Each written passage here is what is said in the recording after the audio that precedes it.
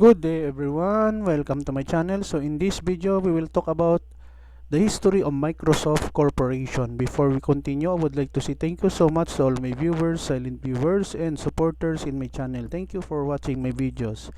If you are new with my channel and then you like this video, please hit the like button. Don't forget to share and please support my channel guys if you are new by clicking the subscribe button. So let's begin. History of Microsoft Corporation. Microsoft Corporation is an American multinational technology company that specializes in the development, licensing, and sales of computer software, consumer electronics, and personal computers. The company was founded on April 4, 1975 by Bill Gates and Paul Allen in Albuquerque, New Mexico. In early years, Microsoft focused on developing software for microcomputers. Its first successful product was the basic programming language for the Altair 8800 computer. Microsoft also developed other programming languages including COBOL, Fortran, as well as operating systems such as MS-DOS or Microsoft DOS. In 1985, Microsoft released its first version of Windows, a graphical user interface for MS-DOS that allowed users to manipulate files and applications using a mouse.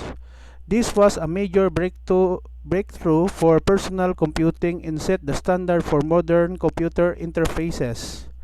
Throughout the 1990s, Microsoft dominated the personal computer market, largely due to its Windows operating system and popular software applications such as Microsoft Office. The company faced several antitrust lawsuits during this time, which accused it of monopolistic practices. In the early 2000s, Microsoft expanded into new markets, including gaming consoles with the Xbox, mobile devices with Windows Mobile, and online services with MSN or Microsoft Network, and later Bing. The company also faced new competition from companies such as Google and Apple. Under the leadership of CEO or Chief Executive Officer Satya Nadella, who took over in 2014, Microsoft has shifted its focus to cloud computing and enterprise software. Its cloud platform, Microsoft Azure, is now one of the leading cloud services in the world, competing with Amazon Web Services and Google Cloud Platform. Today, Microsoft is one of the largest technology companies in the world with a market capitalization of over $2 trillion. Its products and services are used by millions of people and businesses around the world.